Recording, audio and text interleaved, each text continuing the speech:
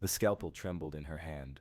Dr. Amara Johnson stood over the operating table, staring down at the man whose life now depended on her skill, her precision, her mercy. The same man who, 25 years ago, had looked at her dying infant body and said the words that would haunt two families forever. I don't treat their kind. Now Dr. Richard Whitmore lay unconscious before her, his heart failing, his breath shallow, his racist past catching up to him in the most ironic way possible. The little black baby he'd refused to save had grown up to become the only surgeon who could save him. Before we continue, I would like to say thanks for joining me on this video, and ask that you subscribe to my channel and comment where you are watching from. Thank you. Doctor, her resident whispered. His vitals are dropping. We need to proceed. Amara's hand steadied. In this moment, she had a choice her infant self never had. She could be the monster he was, or she could be the healer she'd become despite him. But how did we get here? How does a dying baby become the person holding the scalpel that could grant life or death to the man who nearly killed her? This is a story about the weight of our choices, the power of forgiveness, and the strange ways the universe balances its scales. This is a story that will make you question everything you think you know about justice, mercy, and the oaths we take to heal. 25 years earlier, Memphis, Tennessee, the year was 1999, and the world was preparing for Y2K, while some parts of America were still fighting the Civil War in their hearts. Dr. Richard Whitmore was king of his domain at Memphis General Hospital, 42 years old, chief of pediatric surgery, with hands that could perform miracles and a reputation that could open any door in the city. He lived in a mansion in East Memphis, drove a BMW, and belonged to a country club that had only integrated because they legally had to. Richard told himself he wasn't racist. He had black colleagues, respected them, even, but respect and compassion were different things. And on the night of March 15, 1999, that difference would define two destinies. That night, as rain pounded the emergency room windows, a young black woman named Keisha Johnson burst through the doors carrying a bundle that barely seemed alive. Her 3-month-old daughter, Amara, was burning with fever, her tiny chest barely rising and falling, her brown eyes rolled back showing only white. "Please," Keisha sobbed to the triage nurse. "Please, she's dying. She needs help now." The emergency room was chaos. 2 car accident victims, a heart attack, and now this. The resident on duty took one look at baby Amara and knew she needed surgery immediately. Her appendix had ruptured, a rare but deadly condition in infants. "Page Dr. Whitmore," the resident ordered. "Tell him we have a pediatric emergency surgery." But when Dr. Whitmore arrived and saw the patient, saw the young black mother in clothes that marked her as poor, saw the baby whose insurance status was questionable at best, something cold settled over his features. "I'm sorry," he said, his voice clinically detached. "I'm afraid I can't take this case." The resident blinked. "Sir, she'll die without immediate surgery. Then transfer her to the county hospital. I'm sure they can handle it." "County's 40 minutes away in this weather. She doesn't have 40 minutes. Dr. Whitmore looked at Keisha Johnson, looked at her dying baby, and made a choice that would echo through decades. "I don't treat their kind," he said quietly, turning away. "Find someone else." Those 5 words. 5 words that would create a surgeon and destroy a man. What happened next was a miracle disguised as luck. Dr. Patricia Hayes, a black pediatric surgeon visiting from Atlanta, happened to be at Memphis General that night, consulting on another case. When she heard about the dying baby being refused treatment, she scrubbed in without hesitation. "I don't care what politics are at play here," Dr. Hayes told the stunned surgical team. "That baby is dying, and I took an oath." For 6 hours, Dr. Hayes fought to save Amara Johnson's life. The surgery was complicated. The infection had spread, the baby's tiny organs were shutting down, and there were moments when everyone in that operating room thought they were losing her. But at 6:47 a.m., as the sun rose over Memphis, baby Amara took her first strong breath in hours. She would live, she would grow up, and she would remember. Not consciously, not in the way adults remember trauma, but something deep in her cellular memory, something in the fabric of her being, would remember the night she almost died because of the color of her skin. Keisha Johnson held her daughter and wept with gratitude. Dr. Hayes simply patted her shoulder and said, "Love her fiercely. Raise her to be stronger than the people who tried to break her." Meanwhile, Dr. Whitmore went home to his mansion, kissed his sleeping wife, and checked on his own children, twin boys 8 years old, blonde and blue-eyed and healthy. He never spoke of what happened that night. He filed it away in the part of his mind where uncomfortable truths go to die. But the universe, it seems, has a long memory. Keisha Johnson kept every newspaper clipping about Dr. Patricia Hayes. She told her daughter the story as soon as Amara was old enough to understand. A doctor saved your life when another doctor said you weren't worth saving. Never forget that both kinds of people exist in this world, and Amara never did forget. Even as a child, she would play with toy stethoscopes and bandage her dolls with the serious concentration of someone who understood that healing was both a privilege and a responsibility. "I'm going to be a doctor," she announced at age 5. "What kind of doctor?" Keisha asked. "The kind that saves everybody." Amara Johnson excelled at everything. Not because life was easy. Her mother worked 3 jobs to keep them in their small apartment. And there were nights when dinner was cereal and hope. But because excellence was the only acceptable response to being told you didn't matter. In high school, she was valedictorian. In college, she graduated summa cum laude with a biology degree. In medical school, at Vanderbilt, she was in the top 5% of her class. Her specialty, pediatric surgery. She wanted to save children the way Dr. Hayes had saved her.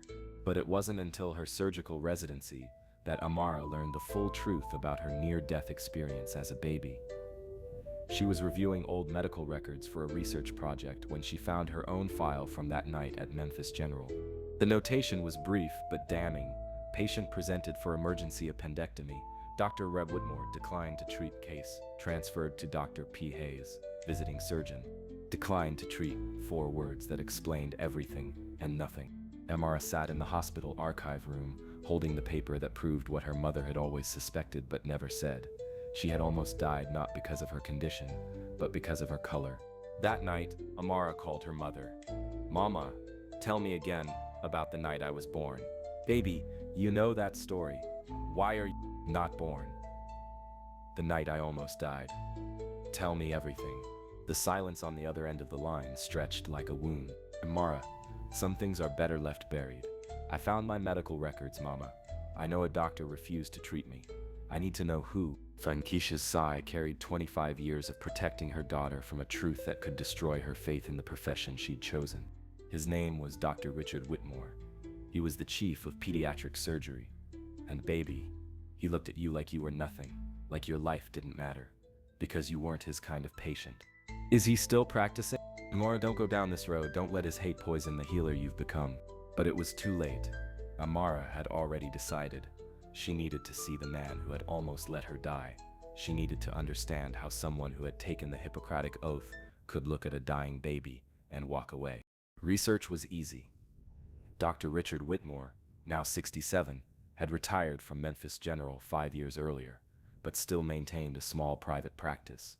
He'd been married to the same woman for 30 years, had 2 sons who were both successful attorneys, lived in the same mansion in East Memphis. From the outside, his life looked perfect. Awards covered his office walls. Testimonials from grateful families filled his website. He was scheduled to receive a Lifetime Achievement Award from the Tennessee Medical Association next month. Nowhere in his glowing biography did it mention the black baby he'd refused to save. Amara made an appointment at his clinic under a false name. She told herself she just wanted to see him, to understand what kind of man could make that choice. She wasn't planning anything dramatic. She just needed to know. But when she walked into Dr. Whitmore's waiting room and saw him for the first time, older now, grayer, but still carrying himself with the same entitled confidence, something broke open inside her chest. He looked so ordinary, so human, so utterly unremarkable for someone who had played God with a baby's life. "Dr. Whitmore will see you now," the receptionist called. Amara stood up, her heart pounding. In 30 seconds, she would be face to face with the man who had almost killed her. The man who had shaped her entire life without knowing it. The man who was about to learn that the universe keeps very careful records. "Miss Johnson," Dr. Whitmore said, not looking up from his chart as Amara entered his office. "What can I do for you today?" The sound of her real name in his mouth almost made her laugh. After all these years, after all the ways this moment had played out in her imagination, he didn't even recognize her. But then again, how could he? She was no longer the dying infant he'd dismissed. She was Dr. Amara Johnson now, though she hadn't told his receptionist that. I wanted to talk to you about a case from 1999, Amara said, her voice steady despite the chaos in her chest. Dr. Whitmore's head snapped up. For the first time, he really looked at her, took in her professional attire, her confident posture, the intelligence in her eyes. I'm sorry. Are you a medical professional? Because I don't typically discuss old cases with... I'm a pediatric surgeon, Amara interrupted, and the case I want to discuss is mine. The color drained from Dr. Whitmore's face. His hands, once steady enough to operate on the tiniest hearts, began to tremble slightly. I don't know what you're talking about. March 15, 1999, Memphis General Hospital.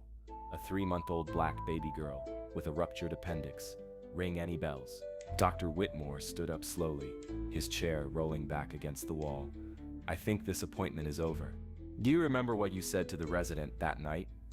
When he told you I would die without immediate surgery. You need to leave, now. You said, I don't treat their kind.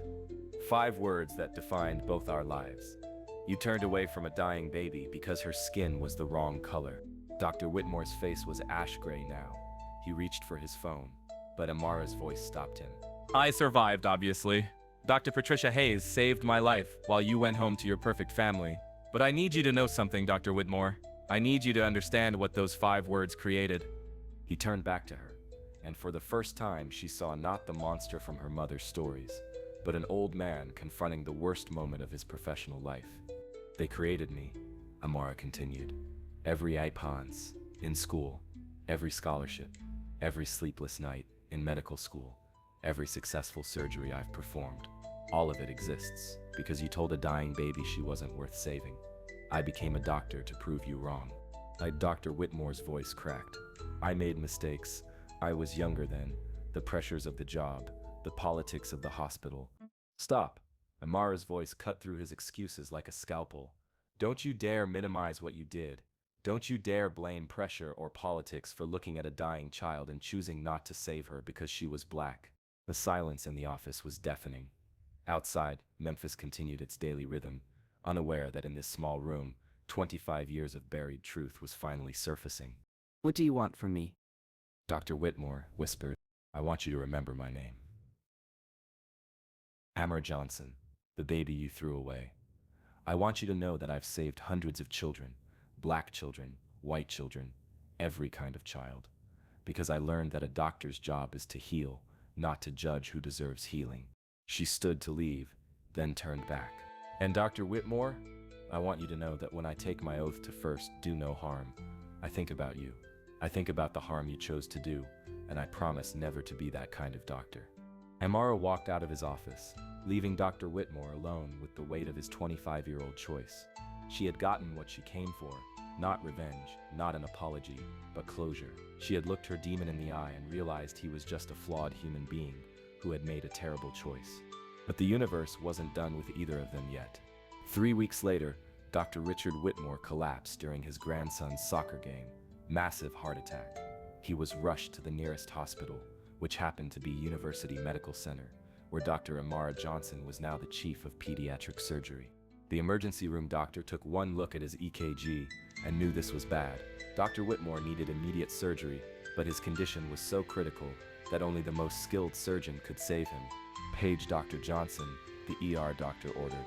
Tell her we have an emergency cardiac case. When Amara arrived and saw the patient's name on the chart, the irony wasn't lost on her. The man who had refused to save her life now needed her to save his.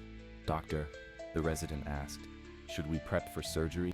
Amara looked at the unconscious form of Dr. Richard Whitmore. His face was gray, his breathing labored, his life hanging by the same thin thread hers had 25 years ago. She had a choice to make, the same choice he had faced in 1999. She could walk away. She could say she had a conflict of interest. She could let someone else decide whether Richard Whitmore lived or died. Or she could be the doctor she had promised to become. Prepping for surgery, Amara said, her voice calm and professional. I'll scrub in. The surgical team moved with practiced precision, but Amara could feel the weight of the moment settling over the operating room like a shroud. This wasn't just another surgery. This was the completion of a circle that had been drawn 25 years ago in this very hospital. As she scrubbed her hands, Amara thought about Dr. Patricia Hayes, the woman who had saved her life. Dr. Hayes had died 3 years ago, but her words still echoed in Amara's mind. A surgeon's hands don't see color, they only see need. Doctor, her anesthesiologist called. Patient is prepped and ready. Amara entered the OR and looked down at Dr. Whitmore's unconscious form. Without his conscious arrogance, without his prejudices animating his features, he looked like what he was, a scared, sick old man whose heart was failing. "What's the damage?" she asked, reviewing his scans. "Massive MAI widowmaker," her cardiac fellow replied. "Triple vessel disease, severe stenosis. Honestly, doctor, I'm not sure he's salvageable." The same words that could have been said about baby Amara 25 years ago. Not sure she's salvageable. "Well," Amara said, picking up her scalpel, "let's prove the statistics wrong." For the next 6 hours, Dr. Amara Johnson fought to save the life of the man who had almost let her die.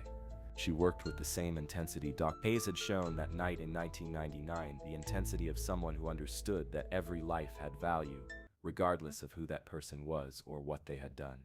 The surgery was complicated. Dr. Whitmore's arteries were severely blocked, his heart muscle damaged from years of stress and poor health choices. There were moments when his blood pressure dropped dangerously low, moments when the team thought they might lose him. But Amara didn't give up. Not when his heart went into arrhythmia.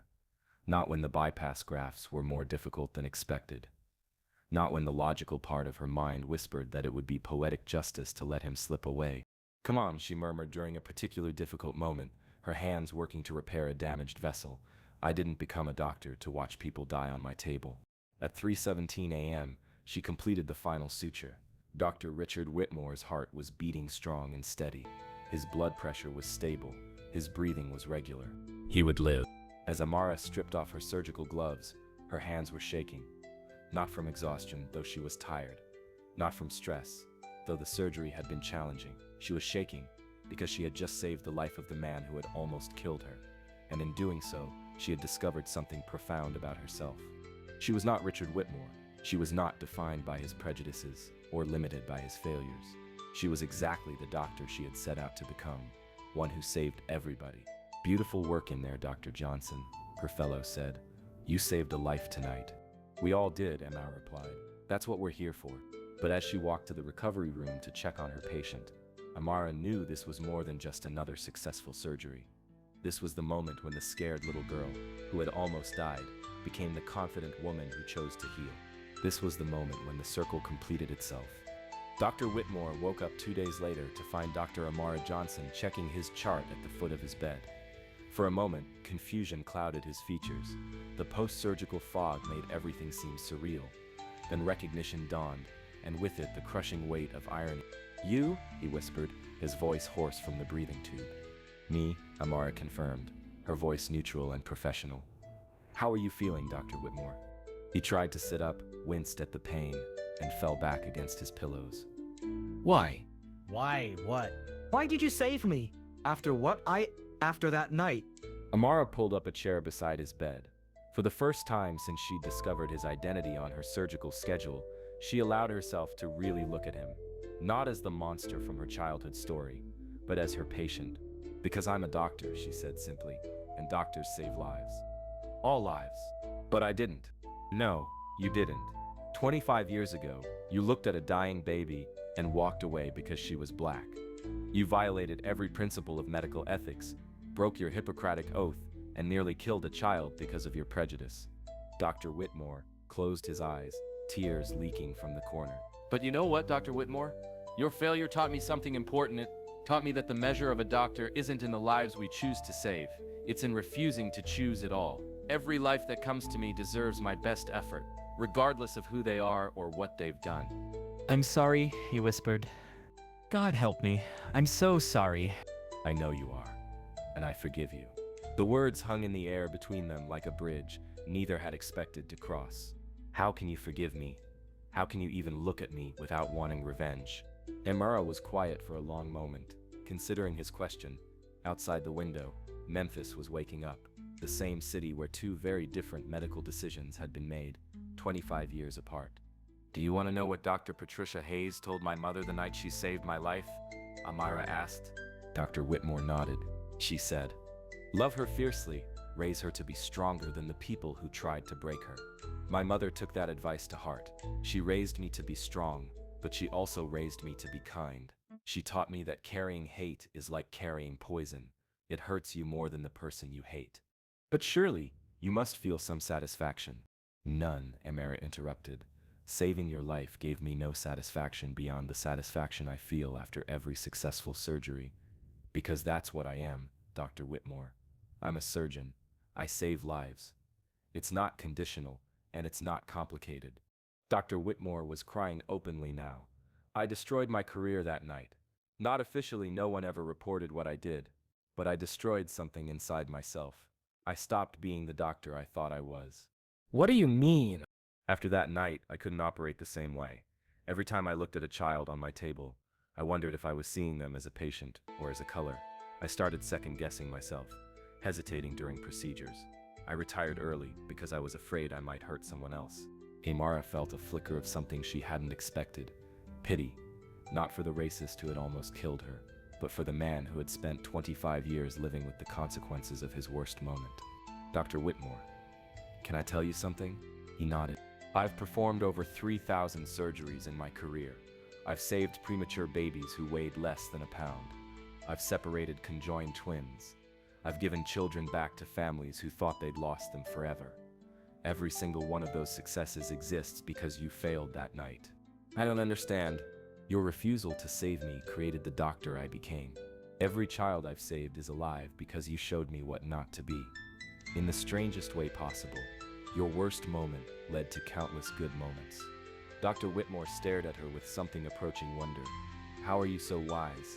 How did that scared little girl become someone like you? The same way that prejudiced doctor became someone who spent 25 years regretting his worst choice. We both learned from that night. Dr. Whitmore, you learned the cost of prejudice.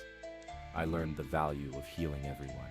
A comfortable silence settled between them. Outside, the Memphis skyline stretched toward a horizon full of possibilities. What happens now? Dr. Whitmore asked. Now you heal physically, you'll need cardiac rehabilitation. Dietary changes, regular follow-ups, emotionally. Amara shrugged. That's between you and your conscience. Will I see you again? I hope not, Amara said with a slight smile. Not as your doctor, anyway.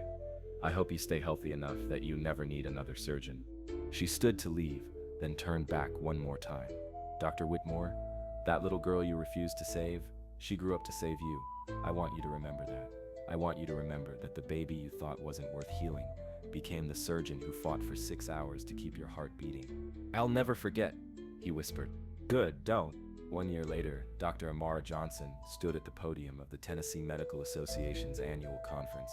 She had been asked to deliver the keynote address on medical ethics, an irony that wasn't lost on her, given that she was speaking to many of the same doctors who had been practicing when she was refused treatment as a baby. In the audience, Dr. Richard Whitmore sat in the back row. He looked healthier now. The surgery had been successful, and he'd followed her post-operative instructions religiously. More importantly, he looked at peace in a way he hadn't for 25 years. Medicine, Amara began, is supposed to be a profession without prejudice. We take an oath to first, do no harm. But what happens when harm isn't just action? What happens when harm is the absence of action? She told her story, not all of it. She didn't name Dr. Whitmore or detail his specific failures. But she told the story of a baby who was refused treatment, of a doctor who walked away, and of how that moment shaped 2 lives in ways neither could have imagined. The doctor who refused to treat me taught me something valuable, she said, her eyes briefly meeting Dr. Whitmore's across the crowded auditorium. He taught me that our choices define us, but they don't confine us. We can learn from our failures.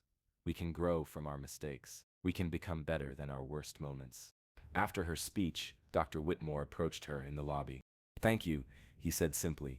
For what? For not destroying me when you had the chance, for showing me that redemption is possible, even after 25 years. Dr. Whitmore, I need you to understand something. I didn't save your life to redeem you. I saved your life because that's who I am. Your redemption, that's your work to do. He nodded, understanding. I've been volunteering at a free clinic in South Memphis, treating anyone who walks through the door, regardless of their ability to pay or their background. That's good. That's the work. I tell them about you sometimes, about the baby who became a surgeon, about second chances and learning from our worst selves. Amara smiled. Just make sure you tell them the whole truth. That healing is a choice we make every single day. That mercy isn't earned, it's given. And that the hands that save lives should never see color, only need. As they parted ways in that hotel lobby, both of them understood that their story had reached its natural conclusion. The baby who was refused treatment had grown into the surgeon who refused to let anyone die on her table. The doctor who had walked away from a dying child had learned to walk toward healing, even when it was uncomfortable, even when it was hard. 6 months later, Amara received a letter. Dr. Whitmore was retiring again, this time permanently, but he had one final request. He had established a scholarship fund in her name, the Amara Johnson Medical Scholarship, for underprivileged students pursuing careers in medicine. The first recipient would be a young black woman from Memphis who wanted to become a pediatric surgeon.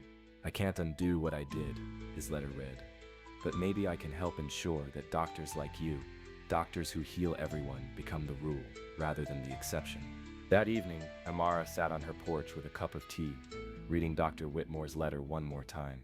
Her mother called, as she did every evening, and Amara told her about the scholarship. Mama, do you think Dr. Patricia Hayes would be proud? Baby, Keisha Johnson said, I think she's been proud of you every single day since you decided to save everybody. As the sun set over Memphis, Dr. Amara Johnson thought about the strange mathematics of forgiveness. How one man's failure had created another person's calling. How mercy given could transform both the giver and the receiver. How the hands that almost let her die had led to hands that refused to let anyone die. The circle was complete. The debt was paid. The healing could finally begin.